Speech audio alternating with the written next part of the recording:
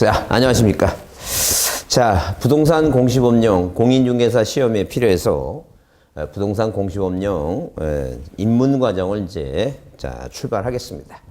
자, 하여튼 출발하기 전에 여러분한테 당부의 말씀을 세 가지는 일단 기본적으로 첫 번째는 주변 정리 좀 하시고 시간 확보하셔야 됩니다. 요즘 이제 그 시험 저기를 분석해 보면 일단 28회 있죠. 28회 시험하고 29회, 자, 그 다음에 30회 있죠? 30회.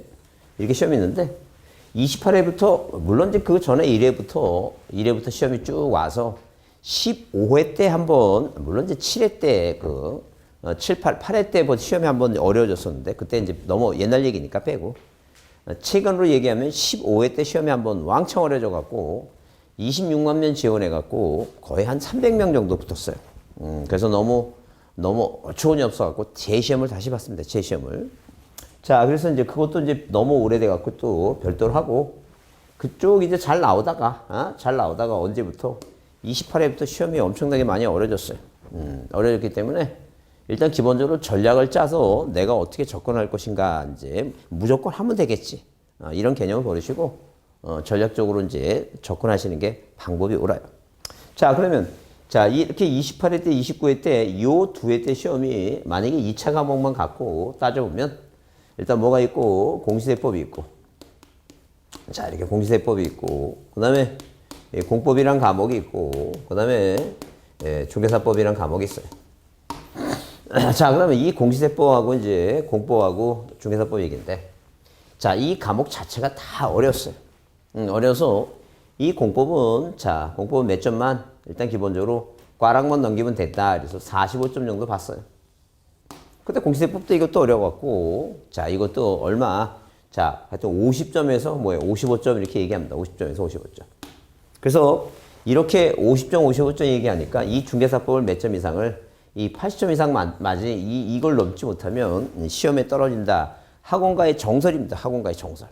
그러니까 학원가의 정설이 이렇게 되다 보니까, 되다 보니까 이 과목을 집중적으로 하지 않으면 안 됩니다.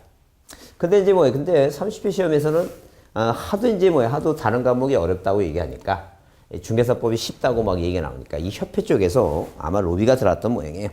그래서 자, 이 공시세법 중에서 이 공시세법을 난이도를 몇 문제, 난이도를 한 3문제 정도에서 4문제 정도 내렸어요. 내려다 보니까 이쪽을 3문제에서 몇 문제 난이도를 이렇게 높입니다. 지금 설명드리는 건, 자, 시험에 대한 분석입니다. 자, 그러면 어차피 이걸 올려도, 그래도, 자, 1년 공부해서 80점 이상을 맞을 수 있는 유일한 과목이 중개사법입니다. 그래서 이건 신경 써서 열심히 해 두셔야 돼. 이 과목은 아무리 어렵지만, 일단 자, 꽈락은 넘겨야 되니까, 할 수 없어요. 할 수 없으니까 하시고, 하여튼, 다음 시험에, 31회 시험에, 자, 어떻게, 이걸 다시 또 그대로 갈 건지, 또 올릴 건지, 이거는 누구도 모르는 일입니다. 모르는 일이니까, 기본적인 마인드를 잘 이해를 해 두시고, 일단, 제가 첫 번째 얘기 말씀드린 게 그거예요. 주변 정리하시고, 공부를 안 하시면, 옛날 같지 않다는 거, 그렇게 생각하시고, 공부를 하더라도, 자, 이렇게 시험에 수준이 전략적으로 접근하지 않으면, 자, 괜히 고생만 하니까 전략적으로 무슨 과목을 어떻게 공부해서 올릴 것인가 이렇게 받으셔야 돼요. 자, 두 번째 얘기는 시험법입니다. 시험법에는, 자, 제가 가르치는 공시법은 제가 이 수업하면서 이거 중요하다. 이거 거의 매년 나온다. 이거는 자, 10년 만에 한 번씩 나오는 거다. 이건 30년 만에 한 번씩 나오는 거다. 이렇게 얘기할 거예요. 자, 30년 만에 나오는 거, 15년 만에 나오는 거, 그런 건 공부 안 해도 돼요. 그것까지 공부할 수는 없어요. 그래서 항상 매년 시험 문제 나오는 거 있죠? 그건 제가 중요하다고 별표하는 거. 그것만 해도 돼요. 그것만 계속 하셔갖고, 그걸 반복적으로 하셔갖고, 그걸 실수하지 않고 합격하는 방법이 가장 옳은 방법인 것 같다는 점. 그래서 하여튼 기본적으로, 자, 등기법이 12문제 나오고, 지적이 12문제 나오는데, 자, 이 지적은 열심히 하고 외우면, 충분히 10문제, 11문제까지는 알 수 있어요. 자, 물론 틀리는 사람들도 예컨대 9문제 정도까지 충분히 나온다는 거죠. 자, 그렇게 되면, 일단 등기법은 물론 잘하는 사람은 잘해요. 뭐 문자 오고 그러면 고맙습니다. 자, 교수님 덕분에 합격했습니다. 뭐 등기법도 하나뿐이 안 틀렸어요. 이런 사람도 많아요. 근데 그런 사람들은 거의 뭐 100이면 자, 몇 명도 한 10명 정도뿐이 안 돼요. 우리가 일반적인 사람들은 대부분 뭐예요? 한 반 정도만 맞으면 6문제 있죠? 12문제에서 6문제만 맞으면 충분해요. 그래서 보통 한 15문제에서 한 16문제 맞고 플러스 뭐예요? 플러스 세법이 16문제인데 여기서 반만 맞아도 뭐예요? 반만 맞아도 자, 8문제죠? 8문제면 이게 벌써 24문제면 이게 60점입니다. 그래서 이제 공시세법은 두 개가 합해서 40점이니까 두 개 합해서 40점이죠? 그래서 여기서 만약에 뭐예요? 60점 정도만 맞아주면 충분합니다. 성공한 겁니다.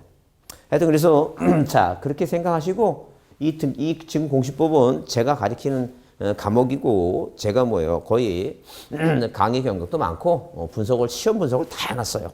문제마다 분석이 다 해서 뭐가 나오고 뭐가 이제 시험 문제가 뭐예요? 뭐가 이거 몇 년마다 나오고 뭐예요? 자주 나오고 안 나오고를 다 알기 때문에 수업 시간에 중요하다고 별표하는 거 있죠? 그것만 제대로 공부하시면 됩니다. 자, 그래서 일단 첫 번째 얘기는 자, 시간 확보해야 되고 두 번째 얘기는 시험 범위가 정해져 있는 거예요. 시험 범위가 왜? 우리는 뭐예요? 무슨 입시처럼 저 상대평가가 아니에요. 이건 절대평가이기 때문에 절대평가이기 때문에 자, 이렇게 전략적으로 딱 60점만 맞으면 되니까 그 시험 문제 나올 만한 건 확실하자니까. 필요 없는 거 고민하지 말고. 그 다음에 세 번째 얘기는 이 공부 방법 중에 하나인데 일단 기본적으로 자, 일단 이해하는 게 중요해요. 먼저 이해하는 게 일단 기본적으로 중요해요. 자, 이해하고 그다음에 또 뭐 해줘야 돼요? 암기해야 돼요, 암기. 이해하고 암기해야 된다니. 그럼 도대체 암기하는 이유는 뭐냐? 여러분이 착각을 해요. 무슨 착각을 하냐면 만약에 예를 들어서 만약에 우리가 초등학교 때 공식이 있어요. 수학 공식 얘기하죠. 자, 그럼 만약에 이 삼각형의 면적을 하게 되면 삼각형의 면적 있죠? 이 삼각형의 면적. 이 삼각형의 면적은 밑변 곱하기 높이 있죠? 밑변 곱하기 높이. 자, 이렇게 밑변 곱하기 높이. 자, 나누기 뭐예요? 나누기 아니면 다시 곱하기 뭐예요? 2분의 1. 이렇게 이거 외웁니다. 도대체 이거를 뭐예요? 이거를 암기하는 이유가 뭐냐 하게 되면 시험은 제한된 시간에 풀어야 돼요. 제한된 시간에. 이게 다 이제 시험이 자, 문제가 40문제지만 50분을 주어집니다. 자, OMR 카드에다가 이제 답안지를 옮기는 시간이 있으니까 적어도 문제를 언제까지는 40문제니까 40분. 1분 안에 꼭 풀어야 됩니다. 자, 그런데 일단 이해를 해요. 예컨대 만약에 사각형의 면적은, 이렇게 사각형의 면적은, 자, 가로 곱하기 세로죠? 가로 곱하기 세로입니다. 가로 곱하기 세로. 이걸 보게 되면, 자, 당연히 뭐예요? 당연히 삼각형은 그러니까 삼각형의 반이니까. 밑변 곱하기 높이 2분의 1이죠? 이해를 해요. 이해하는데 도대체 왜 공식을 암기하는 이유가 뭐냐 하게 되면 시간에 제한된 시간에 풀어야 돼. 제한된 시간에. 여러분 여러분 착각하고 있는 것 같아. 이해는 다 해. 어느 지역에 어떤 분은 그 공인중개사 시험을 10년 넘게 했어. 10년 넘게. 다 알아. 모르는 게 없어. 그리고 수업 끝나면 또 이렇게 젊은 친구들 데려놓고 가르쳐줘. 아예 가르쳐줘. 근데 그분만 떨어져. 왜? 이게 안 되는 거야. 이게 시험장에 가면 제한된 시간에 그분 만약에 아침 9시에 시험지 나눠주고 밤 9시까지 풀으라면 그분 충분히 금방 합격해요. 모르는 게 없는데. 근데 왜 떨어지냐? 제한된 시간에 풀어야 돼. 제한된 시간에. 그래서 일단 뭘 하고 이해를 하게 되면 뭐 하라는 게니까 암기해야지만이 그게 머릿속에 그날 시험장에 가서 생각난다는 거죠. 근데 우리나라 사람 중에 이제 뭐 대부분 다수가 특색이 그거예요. 시험장에 가면 아무 생각 안 나요. 근데 시험 끝나고 뭐예요? 집에 가서 누우면 답이 뭐예요? 천장에서 왔다 갔다 하면서 나 잡아봐라 그런다는 얘기예요. 이제 그런 걸 너무나 우리는 성장 과정에서 많이 경험해 봤으니까 일단 무조건 뭐하고 이해했으면 뭐 하자는 게 이거. 암기 좀 하자는 게. 그래서 제가 수업 들어가기 전에 수업 들어가기 전에 그 세 가지 말씀을 드린 이유가 그거예요. 일단 시간 확보 좀 하시고 자, 그래서 최소한 하루에 5시간 이상은 꼭 공부하시고 두 번째 시험 범위는 정해져 있으니까 제가 중요하다고 하는 것만 제대로 하시면 되고 자, 그것만 별표한 것만 제대로 하시면 되고 그 다음에 일단 무조건 뭐 했으면 이해했으면 뭐 하자는 게 이거 암기해야 된다. 암기. 제한된 시간에 풀기 위해서 그렇다. 나는 암기가 안 돼요. 나는 암기를 못 해요. 그러면 뭐예요? 제한된 시간에 못 풀어요. 못 푸니까 빨리 풀기 위해서는 뭐예요? 시간 내에 맞추기 위해서는 자, 암기가 필요하다. 자, 그렇게 이해해 주시고 거기 입문서 있죠? 입문서에 보게 되면 자, 부동산 공시법령 그래서 페이지 수로 따지면 몇 페이지? 거기 자, 그 139페이지 139페이지 있죠? 139페이지 밑에 거기 140페이지 141페이지요. 141페이지에 거기 페이지 수는 안 나오는데 공시법 입문서 써 있는데 거기 목차가 이제 부동산 등기법 목차가 1편 그다음에 2편 있죠? 2편은 거기 그 공간정보고 지방세는 그 치우세고 지방 오타입니다. 오타 거기 공간정보 지방세는 빼고 그건 세법이니까 공간정보 구축 및 관리에 관한 법률 얘기입니다. 그 지방세 치우세요. 그 뒤에 이제 그 세법에 국세지방세 나는데 지방세 있다 보시면 돼요. 그러면 자 등기법 보시면 파트가 1이 등기법인데 이 등기법은 기본 목차가 자 원리가 이런 얘기예요. 자 만약에 갑이라는 사람이 이 갑이라고 하는 사람이 자 무엇을 자 바다를 매립해서 땅이 하나 생겼어요. 땅이 생겼다. 그럼 땅이 생기면 이 땅에 대해서 국가를 뭘 걷어요? 세금을 걷습니다. 세금. 이 세금을 거두려면 세금을 거두면 이 장부가 있어야 되겠죠. 장부가. 이 장부가 우리가 뭐예요? 토지대장, 임야대장 이걸 우리가 뭐예요? 이걸 우리가 지적공부라고 얘기해요. 지적공부. 자, 지적공부라고 얘기한다. 그 지적공부를 만드는 이유는 자, 뭐 때문에 당연히 뭐예요? 세금, 재산세라는 세금을 걷어요. 근데 지적이라는 단어는 뭐냐면 옛날에 조선시대 때는 땅에다가 국가 토지니까 임금 땅이니까 뭘 걷는데 이 세금 걷어서 창고에 쌓을 적이에요. 쌓을 적. 쌓을 적이니까. 그러니까 이 공간정보 구축 및 관리에 관한 법률에서 이 법률에서 우리가 공인중개사 시험에 필요한 것은 무엇뿐이 없어요. 당연히 지적 파트만 우리가 시험범이에요. 나머지 뭐 예컨대 뭐 수로 측량이라든가 공공 측량이라든가 뭐 기본 측량이라든가 이런 건 시험 범위가 아니에요. 그래서 그 법에서 그 한 5분의 1 정도 되는 범위에 뭐만 지적만 우리가 공부하는 거예요. 그러면 자 이렇게 뭐 지적 공부를 만들어 놓고 대장을 만들어 놓고 그 면적에 비례한 개별 공시가에서 우리가 재산세를 이제 9월에 걷어요. 9월에. 자 9월에. 자 그러면 우리가 자 왜 이해하고 왜 암기하라고 하는 이유는 뭐냐면 뭐 세법 시험에도 토지분 재산세는 몇 월 달에 내냐, 토지분 재산세는 몇 월 달에 내냐, 이제 그런 게 시험이에요. 그런 게 시험인데. 그 여러분 세금 내고 살죠? 왜 내는지도 알아. 다 이해해. 국가가 나라 살림하려면 자 세금을 걷어서 그 세금 갖고 살림을 하니까 다 이해하는데 막상 몇 월 달에 내냐 물어보게 되면 답을 못 찍잖아요 지금. 그 얘기 지금 이해는 다 아는데 암기 안 하면 답을 못 찍는다는 게 암기해야 돼. 그럼 당연히 뭐예요? 건물분 재산세는 건물이니까 자 건물이니까 몇 월 달에 7월 달에 내리게 7월 달에 7월 달에 낸다니까. 이게 암기하라 7월 달에. 그럼 토지분 재산세는 토지죠 토지. 토지. 이 7자에다가 글자 2개 더하면 뭐 굵게 외워도 되고. 그 다음에 지죠, 지. 땅지자, 지. 영어로 하면 지니까 지가 모양새가 뭐처럼 생겼어, 이거. 구자처럼 생겼죠? 그래서, 어디, 옛날에 무슨 저기 뭐야, 걸그룹 같은데 뭐 이렇게 지지지지 막 그런 노래도 있잖아. 지지지 그런 거 있잖아요, 그거. 그러니까 이게 지 그러니까 이거 9월이구나. 이렇게 암기합니다. 건물은 기억. 7월이구나. 토지는 지, 지. 영어 A, B, C, D, E, F, G. 구자처럼 생겼으니까 9월이구나. 이렇게 얘기입니다. 그렇게 암기해야지만이, 딱 시험 문제 나오면 탁탁 찍어낼 수 있다는 거예요. 자, 그러면 이렇게 갑이라는 사람이 바다를 매립해서 지적 공부를 만들어서 이 공부를 만들고, 자, 국가는 뭐예요? 뭘 걷어, 이거? 세금 걸고. 그래서 이제 아직 등기가 없는 미등기 상태에서 뭐 하는 거 이제? 이 사람이, 갑이라는 사람이 세금 내고 살면, 자, 이 사람이 뭐라는 얘기예요? 소유권자다. 근데, 만약에, 무슨 이제 대장이 만들어지죠? 대장이 만들어지죠. 이 대장에는 소유권자가 누구고? 갑이고. 이 땅이 충청도에 있고, 그 다음에 땅 번호가 뭐예요? 100입니다. 보통 우리가 이게 지번이라고 하는데, 이 지번을 거꾸로 읽으면 번지수예요, 번지수. 번지다니까, 번지.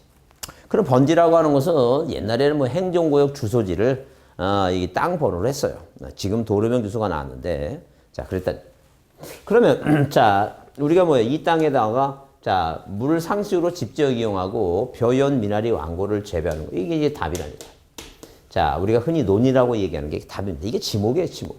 이 지목이라고 하는 것은 그 땅의 목적과 용도에 따라서 구별을 합니다. 그래서 우리가 세금을 거둘 때도 땅에 땅에 건물이 있는 거 건물 있죠. 뭐 주거사무실 대 이런 데다 세금을 걷는 게 더 많이 걷는 거예요. 그게 구별돼요. 땅의 용도에 따라 구별합니다. 그다음에 측량 안에서 면적이 얼마다? 500제곱미터입니다. 소유자 갑이라고 이렇게 등록한다. 그럼 이 사람은 이렇게 대장이 있으면 세금 내고 산다 그랬죠? 근데 이 사람이 뭐 하는 거 이제 사망을 해요. 뭐가 이루어진다 그랬어요, 이거? 상속이 이루어진다, 상속이. 그 상속이 이루어지면, 상속이 이루어지면 가만히 보시면 여기 민법 몇 조에? 민법 997조에 피상속인에, 이렇게 피상속인의 사망으로 뭐예요? 상속인한테 상속이 개시된다고 이 민법 법에 정해놨어요. 그 우리가 이제 공부하다 보면, 자, 우리가 이제 갑자기 생각이 안 날 때가 있어요. 뭐라고? 가로가 뭔지, 세로가 뭔지, 그죠? 근데 피상속인, 상속인데, 그렇죠. 우리가 뭐 피보험자, 보험자 얘기할 때도 마찬가지지만, 도대체 갑자기 피상속인이 돌아가신 분인지, 상속인이 돌아가신 분인지, 그렇게 생각이 갑자기 안 날 때가 있어요. 그런 날이 있습니다. 그런 날이. 그러니까 우리가 그냥 그 공인중개사 공부를 안 하고 살려면 그걸 뭐 생각할 필요도 없어요. 그냥 나중에 조금 더 지나면, 그렇구나라고 이해하면 되는데, 당장 시험은 몇 분 내에, 40분 내에 한 과목 빨리 40분 내에. 여러분 40분 금방 지나갑니다. 40분 내에 빨리 지키려면 암기할 필요가 있다는 거예요. 자, 그러면 누가 돌아가신 분이냐면 피 흘리고 돌아가신 분. 이분이 상속인이에요. 이분이 돌아가신 분이야. 피 흘리고 돌아가신 분. 그게 돌아가신 분이 피상속인이고, 살아있는 사람이 자식이 뭐예요? 상속인이다. 이렇게 구별합니다. 그러면 당연히 뭐예요? 당연히, 누가 아들이라고 하는 을이라고 하는 자식은, 이 을이라고 하는 자식이, 당연히 뭐예요? 아버지 사망하시면 아버지가 갖고 있는 재산상의, 신분상의 지위를 다 을이 받는다는 거죠. 그럼 이 아들은 뭐야? 아들은 법률 규정에 의해서 그냥 소유권을 취득하는 거예요. 이 아버지 갑이라는 사람은 바다 매립에서 취득하니까 원시 취득. 응? 그 이 을이라고 하는 사람은 아버지가 갖고 있는 뭐예요? 사람과 사람 사이에 소유권이 넘어갔으니까 이걸 우리가 승계 취득이라고 얘기해요. 근데 만약에 매매 계약을 맺고 돈 주고 만약에 사는 걸 우리가 특정된 매매 계약을 맺고 있으니까 특정 승계. 아버지한테 그냥 받았으니까 포괄적 승계다. 그 얘기야, 지금. 그러면 이 을이라고 하는 자식이 이제 뭐예요? 이 부동산을 천년만년 그냥 갖고 있는 게 아니라, 천년만년 뭐예요? 갖고 있는 게 아니라 팔아먹는다는 게요. 그 팔아먹으려면 이제 당연히 뭘 해야 돼? 이 을이라고 하는, 만약에 을이라는 자식이 일단 제일 먼저 하는 게 뭐예요? 이게 바로, 소유권 무슨 등기 한다는 게 이거. 소유권 보존 등기 해야 된다. 이제 보존 등기. 응? 등기부를 만들어야 된다. 등기부. 그러면, 등기부를 만들면 이제 을이라는 사람이 등기를 신청하게 되겠죠? 항상 등기라고 하는 것은, 일단 기본적으로 이 지적이라고 하는 것은 뭐예요? 토지가 있으면 국가가 뭘 정해야 돼요? 등록사항을 정합니다. 국가가 뭘 정해서 이렇게 등록사항을 정해서 이 등록사항을 정해서 어디에다가 지적공부에 등록을 시킵니다. 그럼 이 등록사항에는 뭐가 있냐면 행정구역 소재 있죠? 이렇게 행정구역 충청남도 서초군 소재. 소재. 자, 그 다음에 지번, 땅번호 지번. 그 다음에 지목. 그 다음에, 토지 면적 있죠? 면적. 그 다음에 우리가 도면을 작성해야 되는데, 지적도 임야도 도면이라고 하는 게 있어요. 이 도면에는 경계가 있고, 그 다음에 땅값이 비싼 지역은 경계점 좌표등본이라는 게 있어요. 이런 사항을 정해갖고, 이런 사항을 정해서 어디에, 공부에 등록하는데, 우리가 보통 뭐예요? 이 등록사항이 중요해요. 그래서 지번이나 지목, 면적, 경계는 거의 매년 시험 문제 나오다시피 하니까 잘 보셔야 돼요. 그래서 우리가 나중에 이제 기본서 할 때 아주 자세하게 할 겁니다. 그러면 이렇게 뭐예요? 이렇게 보존 등기를 신청하는데 이 소유권 보존 등기를 신청해서 등기부를 만들어요. 등기부를 만든다는 거죠. 그럼 등기부는 뭐가 있고, 표제부가 있고, 그 다음에 뭐가 있고, 갑부가 있고, 그 다음에 뭐가 있어, 이거? 을구가 있다뇨. 을구가 있다뇨. 그러면 표제부는 이 표시사항을 쓰는 거예요. 표제부는 표시사항을 쓴다는 거예요. 그 표제부는 표시사항을 쓰는데, 표시사항을 쓴다는 게 무슨 말이냐 하게 되면, 이 국가가, 우리가 이제 여러분이 배우는 게 지금 제목이 뭐예요? 이 공시법입니다. 네, 공시법이다. 우리가 이 공시법이라고 하는 그 자체의 그 법은 없어요. 예컨대 무슨 헌법이니, 민법이니, 형법이니, 민사소송법 이런 법은 있는데 공시법은 없어요.